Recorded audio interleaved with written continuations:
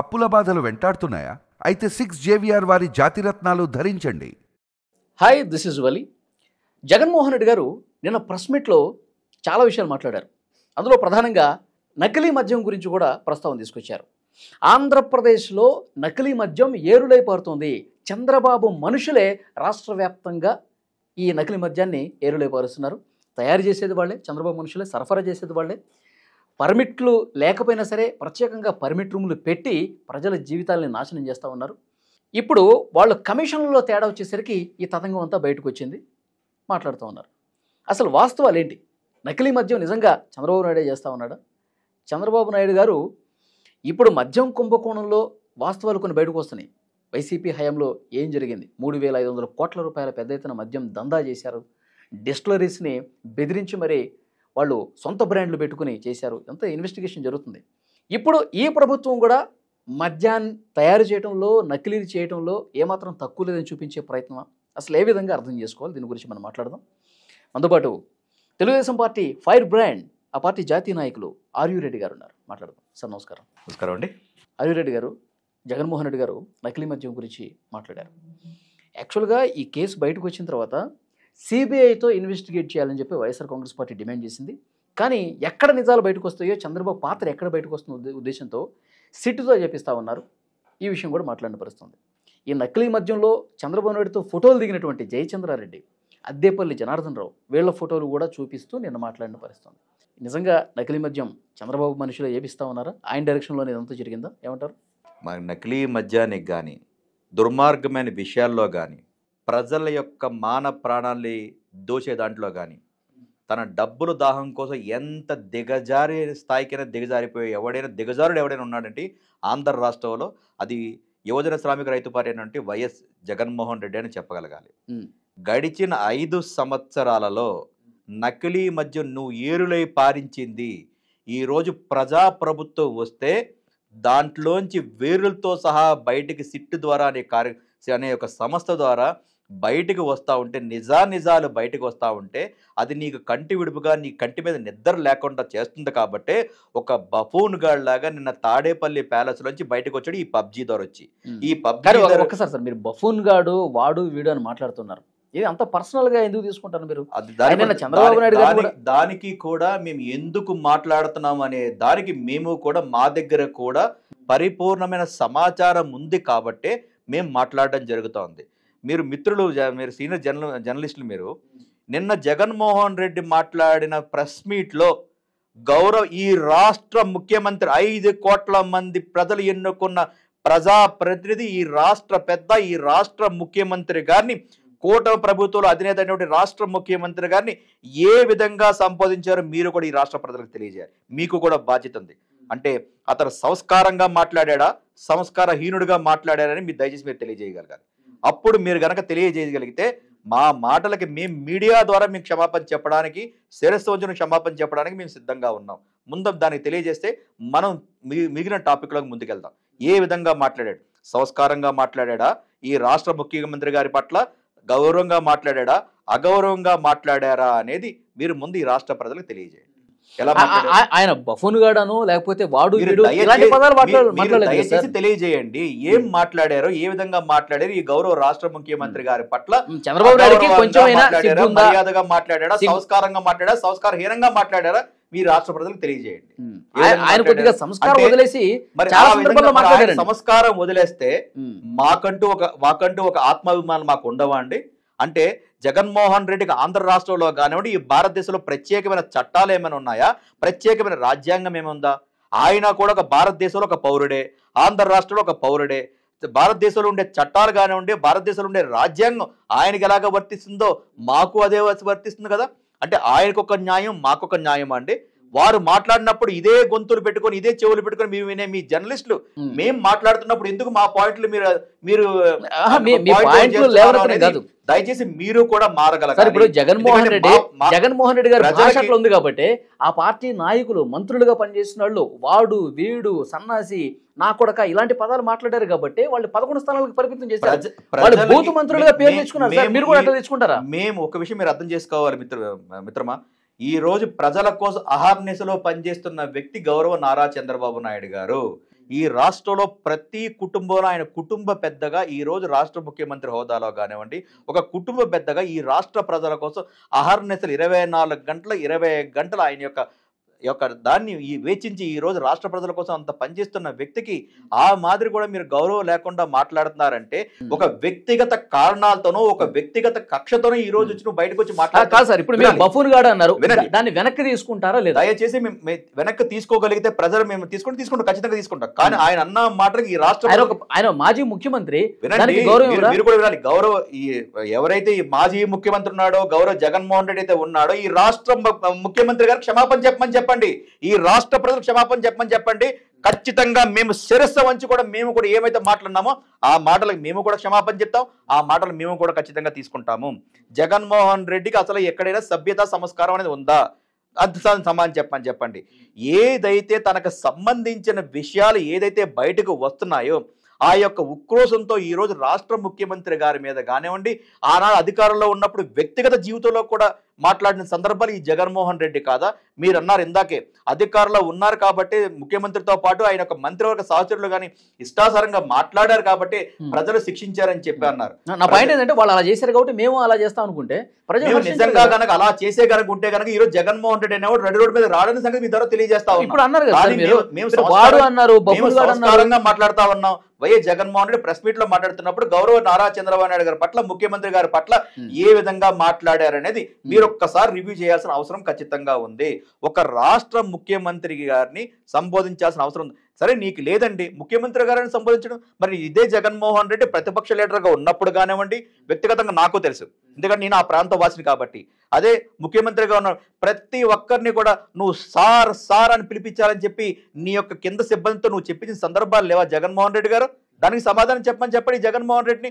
మేము ఈ రోజు కొన్ని పదాలు మాట్లాడామంటే అది వాస్తవంగా మేము కూడా క్షమాపణ చెప్తాం. ఎందుకంటే ఈ ప్రజలకు మేము సమాధానం చెప్పాలి. మీరు అన్నట్టుగానే ప్రజలు మమ్మల్ని క్వశ్చన్ వేస్తారు, వాళ్ళు అలా చేశారు ఈ రోజు మీరు అంటున్నారు. కానీ మా యొక్క అధినేతని, ఈ రాష్ట్ర ప్రజలు ఇష్టంగా ప్రేమించే వ్యక్తిని, ఈ రాష్ట్ర ప్రజల కోసం అహర్నిశలు పనిచేసే వ్యక్తి పట్ల మీరు అంత అమర్యాదగా మాట్లాడుతూ ఉంటే మాకు కూడా కొన్ని ఆత్మాభిమానాలు ఉంటాయి కదా, అది మీరు దయచేసి మీరు అర్థం చేసుకోగలగాలి.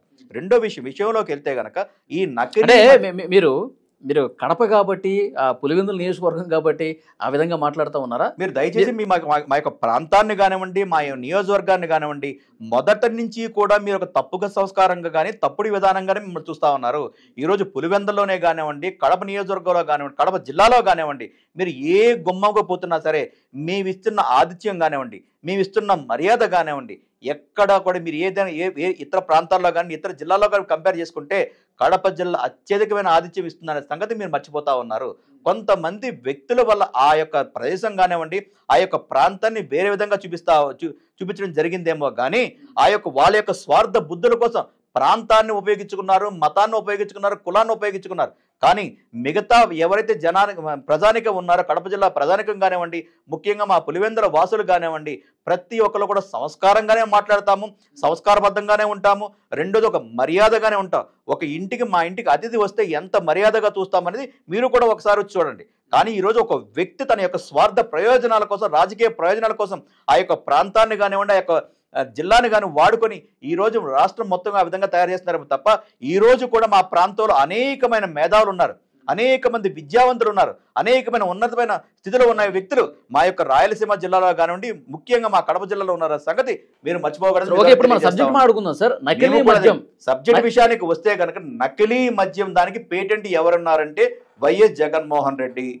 జగన్మోహన్ రెడ్డి ముఖ్యమంత్రిగా ఉన్నప్పుడు జగన్మోహన్ రెడ్డి గారు ముఖ్యమంత్రిగా స్థాయిలో ఉన్నప్పుడు గత 5 సంవత్సరాల్లో నకిలీ మద్యాన్ని చేసినప్పుడు ఆ నకిలీ మద్యం అనే దాన్ని మేము ఆ యొక్క విషయాన్ని ఈ యొక్క ప్రజానికంలో తీసుకొస్తే ఆనాటి ప్రతిపక్ష పార్టీ తెలుగుదేశం పార్టీ మీద మీరు ఎందుకు భౌతిక దాడులు చేయడం జరిగింది?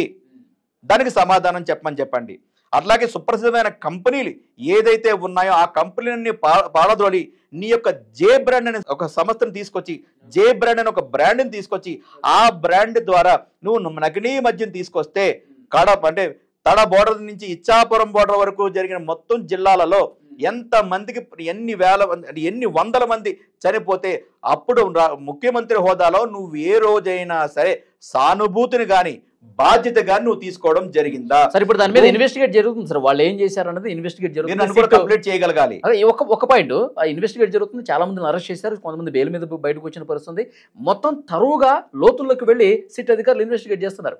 ఇప్పుడు జగన్మోహన్ రెడ్డి చెప్పేది దానికోసమే ఆ విచారణ చేస్తుంటే మీరు ఇప్పుడు ఏమంటున్నారు, జగన్మోహన్ రెడ్డి ఏమంటున్నాడు, ఆ విచారణ ఎవరైతే చేస్తున్నారో ఆ విచారించే వ్యక్తులందరూ కూడా చంద్రబాబు నాయుడు గారి యొక్క అనుయులు అంటారు. అంటే వైఎస్ అనిల్ రెడ్డి అనే వ్యక్తి చంద్రబాబు నాయుడు గారు మనిషే, వైఎస్ సునీల్ రెడ్డి చంద్రబాబు నాయుడు గారు మనిషే, కేసీ రెడ్డి మన చంద్రబాబు నాయుడు గారు మనిషే, గోవిందప్ప చంద్రబాబు నాయుడు గారి దగ్గర సంస్థలో పనిచేసే వ్యక్తే ఏమండి. అట్లాగే మసూదన్ రెడ్డి అనేవాడు చంద్రబాబు నాయుడు గారి దగ్గర పనిచేసే వ్యక్తే. నువ్వు ఎవరైతే ఒక 11 కోట్ల రూపాయలు క్యాష్ అయితే దొరికిందో అది కూడా చంద్రబాబు నాయుడు గారి ఇంట్లో జరిగిన డబ్బులే. అంటే ఇవన్నీ కూడా ఈ నిజాలన్నీ బయటకు వస్తే ఒక గుడ్డ కాల్చి మొహం మీద వేసే రకంగా నువ్వు మాట్లాడుతున్నావు అంటే నువ్వు ఎంత అయోమయ పరిస్థితిలో నువ్వు ఉన్నావు అనే. అంటే ఇప్పుడు ఈ నకిలీ మధ్యలో కూడా A1 A2లు అద్దేపల్లి జనార్దన్ రావు కావచ్చు, జయచంద్రారెడ్డి కావచ్చు, వీళ్ళు తెలుగుదేశం పార్టీ టికెట్ మీద పోటీ చేసినటువంటి వ్యక్తులు, వాళ్ళకి సంబంధం ఉన్నటువంటి వ్యక్తులు, అది కూడా సంబళ్ళపల్లి నియోజకవర్గంలో ఏ రోజైతే గనక జయచంద్రారెడ్డి మీద అభియోగాలు ఏర్పడిన తర్వాత ఆ క్షణమే తెలుగుదేశం పార్టీని సస్పెండ్ చేయడం జరిగింది. అట్లాగే అతన్ని అరెస్ట్ చేయడం జరిగింది. అతనికి సంబంధించిన వ్యక్తుల యొక్క సంస్థలు కూడా సీజ్ చేశారంటే తెలుగుదేశం పార్టీ యొక్క నిబద్ధత కానివ్వండి, కూటమి ప్రభుత్వం యొక్క విలువలు ఏంటో అనే సంగతి మీరు తెలుసుకోవాలి, జగన్మోహన్ రెడ్డి కూడా తెలుసుకోవాలి. ఈ రోజు జనార్దన్ రావు అనే సంగతి మాట్లాడుతూ ఉన్నాడు. జగన్మోహన్ రెడ్డి ప్రతిసారి కూడా డైవర్ట్ పాలిటిక్స్ చేయాలో తన దిట్ట. ఈ రోజు మేము మళ్ళీ చెప్తా ఉన్నాం, 2019 ఎలక్షన్స్ ముందు వైఎస్ వివేకానంద రెడ్డి గారి హత్యని ఏ విధంగా రాజకీయం ఉపయోగించుకొని దాన్ని ఏ విధంగా నువ్వు ఎదుటి ప్రతిపక్ష పార్టీ అయినటువంటి గౌరవ నారా చంద్రబాబు నాయుడు గారి మీద వేసి లాభ పొందాలనుకున్నావు. కర్మ ఎవరిని వదలదు, నిజాలు బయటకు వచ్చినాయి. ఆనాడు అలాగే మన చంద్రబాబు నాయుడు గారి మీద నువ్వు ఒక అబద్ధ నిందలు వేయడం జరిగింది. ఈ రోజు అదే స్ట్రాటజీని కూడా నువ్వు మాట్లాడుతూ ఉన్నావు కదా. ఈ రోజు నకిలీ మధ్యలో ఆ రోజు వివేకానంద రెడ్డి గారిని చంపిన అవినాష్ రెడ్డి చంపించింది నువ్వైనా, చంపింది అవినాష్ రెడ్డి అయినా ఎవరైనా సరే ఆ రోజు ఏమన్నావు, అవినాష్ రెడ్డి అనేవాడు పిల్లోడు, అంటే బాబాయిని చంపినోడు పిల్లోడు అని చెప్పి ఆ రోజు నువ్వు వెనకేసుకొస్తా ఉన్నావు. ఈ రోజు జోగి రమేష్ అనే వ్యక్తి నీ యొక్క దర్శకత్వ పర్యవేక్షణలో పనిచేస్తూ ఉండి ఈరోజు రెడ్ హ్యాండెడ్గా దొరికిపోతే ఈరోజు అతను నువ్వు వెనకేసుకొని వచ్చి నిన్న ప్రెస్ మీట్లో జోగి రమేష్ అనేవాడికి సంబంధం లేదు, ఈ జనార్దన్ అనేవాడు ఎవరో కూడా మాకు తెలియదని చెప్పి అంటా ఉన్నావు. అంటే బాబాయిని హత్య చేసినవాడు పిల్లోడు, ఈరోజు నకిలీ మద్యం చేసి జనాల యొక్క ప్రాణాలని హరిస్తా ఉంటే ఆ వ్యక్తి నీకు మంచోడుగా ఈ రోజు నువ్వు వెనకేసుకొస్తా ఉన్నావు. అంటే సిట్ అనేది ఒక సమస్య ఏమైనా కళ్ళు మూసుకొని కూర్చుందా? ఈ రోజు తీస్తా ఉంటే ఎక్కడెక్కడి నుంచో ఆఫ్రికా నుంచి మూలాలు తీసుకొస్తున్నారంటే ప్రభుత్వం ఎంత నిబద్ధతగా ఉందని చెప్పే పాయింట్ ఏంటంటే సిట్ అంటే రాష్ట్ర ప్రభుత్వం ఆధీనంలో జరుగుతూ ఉంటుంది. చంద్రబాబు నాయుడు ఏది చెప్తే అది చేస్తుంది. సిట్ అంటే సిట్, స్టాండ్ అంటే స్టాండ్. సిబిఐతో ఎంక్వైరీ చేస్తే అసలు వాస్తవాలు బయటకు వస్తాయి అంటాడు ఆయన. ఏంటి మీకు అది ఉంది కదా. ఈ రోజు సిట్ అనే కార్యక్రమం ఒక రాష్ట్ర ప్రభుత్వం తీసుకుంది. రాష్ట్ర ప్రభుత్వం తీసుకుంది కాబట్టి ఈ యొక్క తప్పుదారి పట్టించడానికి ఈ రోజు సిబిఐ తీసుకున్నాడు. ఇదే జగన్మోహన్ రెడ్డి అధికారంలో ఉన్నప్పుడు ఈరోజు సిబిఐ కోసం అంత బాగా చిలకపలుకులు పడుతున్నావు కదయా. నీ అధికారంలో ఉన్నప్పుడు సిబిఐ అనేది రాష్ట్రంలోకి రాకుండా చేసింది ఎవరండి? దానికి సమాధానం చెప్పి జగన్మోహన్ రెడ్డి మీరు మర్చిపోయినారా? జగన్మోహన్ రెడ్డి మర్చిపోయినాడా? జనాలను మర్చిపోయినారా? ఈరోజు 5 సంవత్సరాల అధికారంలో ఉన్నప్పుడు సిబిఐ అనేది ఆంధ్ర రాష్ట్రంలో రాకూడదని చెప్పి ఒక సర్క్యులేషన్ తీసుకొచ్చిన ఘనత నీదే కదా జగన్మోహన్ రెడ్డి. మళ్ళీ ఈరోజు కొత్తగా నీకు సిబిఐ మీద నీకు కొత్త కోరికలు అయిపోయినాయా? ఇదే నీ కేసుల మీద సిబిఐ ఆ రోజు సిబిఐ ఛార్జ్షీట్లు దాచి చేస్తే సిబిఐ అనేది చంద్రబాబు నాయుడు సంస్థ కింద పనిచేస్తుందని చెప్పి ఆ రోజు నిందలేసినావు కదా జగన్మోహన్ రెడ్డి. మరి ఈరోజు సిబిఐ నీకు అంత అయిపోయినాదా? సిట్ అంటే నీకు అంత తక్కువ అయిపోయినాదా? సిట్ అనేది ఒక రాష్ట్ర ప్రభుత్వ ఆధీనంలో పనిచేస్తూ ఉంటుంది. పార్టీలు వేరు, ప్రభుత్వ విధానాలు వేరు. ప్రభుత్వంలో ఎవరు తప్పు చేసినా సరే వాళ్ళకి శిక్షార్హులే. ఈ రాష్ట్ర ముఖ్యమంత్రి గారు సాక్షాత్ నారా చంద్రబాబు నాయుడు గారు తన సొంత మనుషులైనా సరే ఆఖరికి తన సొంత కొడుకు తప్పు చేస్తే శిక్షించడానికి కూడా రెడీగా ఉన్నారని అనేక సందర్భాల్లో ఈ ప్రజానేకులు చెప్పిన సందర్భాలు నువ్వు మర్చిపోయినావా జగన్మోహన్ రెడ్డి? నువ్వు ఈ రాష్ట్ర ముఖ్యమంత్రి గారు కానివ్వండి, ఈ కూటమి ప్రభుత్వాన్ని నువ్వు విమర్శించేది ప్రతి దానికి కూడా ఒక ఎవిడెన్స్ అనేది చేస్తున్నారు. కాబట్టి ఈయన యొక్క వేర్లు ఈరోజు ఎక్కడెక్కడో మొదలు పెడితే ఆఫ్రికా ఖండాల దగ్గర నుంచి ఈరోజు వస్తూ ఉంటే ఈ ఏర్లన్నీ ఎక్కడైతే ఉన్నాయో ఆ ఏర్లు ఎక్కడైతే ఉన్నాయో తాడేపల్లి ప్యాలెస్లో ఉన్నాయన్న సంగతి నీ పునాదులు కదులుతున్నాయి. కాబట్టి ఈ రోజు నువ్వు మద్యం కుంభకోణం కోసం అవాకులు చవాకులు మాట్లాడుతూ ఉన్నావు. అవాకులు అంటే 3,500 కోట్ల రూపాయలు భారీ కుంభకోణాలు చేసి మేము తప్పించుకొని తిరుగుతామంటే న్యాయం అనేది ఎక్కడ ఎవరిని వదలదు. కర్మ అనేది ఎవరిని వదలదని కదా. జగన్మోహన్ రెడ్డికి భయం అయితే పట్టుకుంది. ఈ లిక్కర్ స్కామ్లో మాతో పాటు మా కుటుంబ సభ్యులు కూడా దీంట్లో ఇన్వాల్వ్మెంట్ ఉన్నారు, ప్రతి ఒక్కరికి శిక్ష తప్పదనే ఉద్దేశంతోనే ఈరోజు నువ్వు ఒక అంటే మేకపోతు గాంభీర్యంతో నిన్న వచ్చి అవాకులు చెవాకులు ఏం మాట్లాడుతున్నాడో కూడా తెలియదు. నిన్న ప్రెస్ మీట్ మీరు చూశారు, నేను చూసాం, రాష్ట్ర ప్రజలకు మొత్తం కూడా చూసింది. ఏం మాట్లాడుతున్నాడో కూడా ఈ రాష్ట్ర ప్రజలకు చెప్పలేని దౌర్భాగ్య స్థితిలో నువ్వు ఉండి తిరిగి ఆ యొక్క నిందను మళ్ళీ చంద్రబాబు నాయుడు గారి మీద వేస్తాడుతున్నావు. నీకులాగా చంద్రబాబు నాయుడు గారు అధికారాన్ని అడ్డు పెట్టుకోనో లేదా ఈ తప్పుడు పని చేయాల్సిన అవసరం లేదు. మేము ప్రజలకు జవాబుదాను. గడిచిన ఆయన యొక్క చంద్రబాబు నాయుడు గారి యొక్క జీవిత చరిత్ర తీసుకుంటే కనుక 40 సంవత్సరాల రాజకీయ జీవితంలో తెరిచిన పుస్తకాలు ఈ రోజు కూడా ఎప్పటికీ ఉంది. నువ్వు కూడా పెట్టావు కదా, ఒక దున్నపో ఒక పనికి మాలిన ఒక కేసు పెట్టావు. ఏం చేయగలిగావు? న్యాయం అనేది కాపాడి మమ్మల్ని జరిగింది. కాబట్టి నీతిగా ఉండే వ్యక్తి, ఒక నిప్పు లాంటి వ్యక్తి నువ్వు అరిచిత్రం ఎంత పెట్టుకున్నావన్నా అది నిన్నే దహించేస్తానని జగన్మోహన్ రెడ్డి గుర్తుపెట్టుకోవాలా. నువ్వు తండ్రి అధికారాన్ని అంత పెట్టుకొని లక్షల కోట్లు సంపాదించుకొని ఒక పేపరు ఒక ఛానల్ పెట్టుకొని జైలు గోళ్ల పెట్టుకున్న పార్టీ లాగా తెలుగుదేశం పార్టీ కాదనే సంగతి జగన్మోహన్ రెడ్డి తెలియజేస్తా ఉన్నాం. తెలుగుదేశం పార్టీ పుట్టింది జనాల కోసం పుట్టింది, జనం కోసం పనిచేస్తా ఉంది, జనాలకు జవాబుదారీగా పనిచేస్తా ఉంది. ఆ జవాబుదారీగా ఉన్నాం కాబట్టి ఈరోజు ప్రజల ఆశీర్వాదంతో మాకు ఒక కూటమి ప్రభుత్వానికి అధికారం ఇస్తే ఈ యొక్క ఎవరైతే ఒక బాధితులు ఎవరైతే చనిపోయినారో గత ప్రభుత్వంలో జరిగిన దుర్మార్గాల వల్ల, మద్యం వల్ల, ఒక నాసిరకం మద్యం వల్ల ఎంతమంది చనిపోయినారో ఆ కుటుంబ సభ్యులందరికీ కూడా ఒక న్యాయం చేకూరాలనే ఉద్దేశంతో ఒక సిట్ అని ఒక నీతివంతమైన ఆఫీసర్లందరినీ అక్కడ అపాయింట్ చేసి ఆ యొక్క లోతైన విచారణ చేస్తూ ఉంటే ఎంతమంది అరెస్ట్ అయినారండి. ఇదే ఇప్పుడు ఈరోజు జోగి రమేష్ కోసం మాట్లాడుతూ ఉన్నాడు. గతంలో ఇతను షాడో అయినటువంటి మిథున్ రెడ్డి కోసం కూడా మాట్లాడడం జరిగింది. ఆ రోజు అరెస్ట్ అయినప్పుడు కూడా ఏ విధమైన దుర్మార్గంగా మళ్ళీ మీడియాకి వచ్చి మాట్లాడాడని జగన్మోహన్ రెడ్డి మర్చిపోతున్నారా మీరు అందరి కోసం? కాబట్టి ఎవరైతే తనకు అనుయులో తనకు ఆత్మలో ఆ ఆత్మలకు ఆ యొక్క ఆత్మీయుల కోసమే పనిచేసే వ్యక్తి జగన్మోహన్ రెడ్డి. రాష్ట్ర ప్రజలు ఏమైపోయినా పర్వాలేదు, రాష్ట్ర ప్రజలు ఎంత అధోగతికి పోయినా పర్వాలేదు, తనకి కావాల్సింది అధికార మదం, ధన దాహం, దీనికోసమే మాట్లాడతాడు తప్ప ఈ రాష్ట్ర ప్రజల కోసం నేను ఇది చేశాను, ఈ రాష్ట్ర ప్రజల కోసం నేను ఇంత పోరాడాను ఏమీ అనలేదు. ఒక్క అవకాశం అని చెప్పి మోసం చేసి 5 సంవత్సరాల ఆంధ్ర రాష్ట్రాన్ని అడక్కని స్థితికి తీసుకెళ్లిన ఘనత ఎవరికైనా ఉందంటే ఈ యొక్క జగన్మోహన్ రెడ్డి కానీ మీ ద్వారా తెలియజేస్తా ఉంటాం. జగన్మోహన్ రెడ్డి గారు నిన్న ప్రెస్ మీట్లో సిగ్గు, లజ్జ ఇలాంటి పదాలను కూడా ఉపయోగించిన పరిస్థితుంది. అంటే భాష గురించి గతంలో వాళ్ళు ఏ విధంగా మాట్లాడారో మనం చూసాం. కానీ ప్రతిపక్షంలో ఉన్నా సరే అలాంటి భాష మాట్లాడటాన్ని ప్రజలు హర్షిస్తున్నారు అనుకుంటున్నారా? ఎందుకు ఇట్లాంటివి వస్తాయంటారు? జగన్మోహన్ రెడ్డి ఇదే చెప్పిందాక చెప్పాం. అధికారం కోల్పోయిన తర్వాత 5 కోట్ల మంది ప్రజలు మెట్టుచుకొని కొడితే జగన్మోహన్ రెడ్డికి లోపల మెదడులో ఉండే చిప్పు దొబ్బిందన్న సంగతి మర్చిపోతా ఉన్నాడు జగన్మోహన్ రెడ్డి. సిగ్గు లజ్జ లేదని చెప్పి ఈ యొక్క రాష్ట్ర ముఖ్యమంత్రి గారిని మాట్లాడుతూ ఉన్నారు. సిగ్గు లజ్జ ఎవరికి ఉండాలి జగన్మోహన్ రెడ్డి? ముందు దానికి సమాధానం చెప్పు. గడిచిన నీ 5 సంవత్సరాల పరిపాలనలో మెగా డిఎస్సి చేరినందుకు నీకు సిగ్గు ఉండాలా? అలాగే గౌరవ ఉపాధ్యాయ వృత్తిలో ఉండి నీ యొక్క కల్తీ మద్యం దగ్గర, సారా అంగళ్ళ దగ్గర, కళ్ళు దుకాణాల దగ్గర ఒక పౌరుల్ని, ఒక భారత పౌరులు, ఈనాటి పౌరులు రేపటి పౌరులుగా తయారు చేసే ఒక ఉన్నత విద్యలో ఉండే ఉపాధ్యాయుల్ని అక్కడ నువ్వు కాపలాగా పెట్టేందుకు నీకు సిగ్గు ఉండాలా?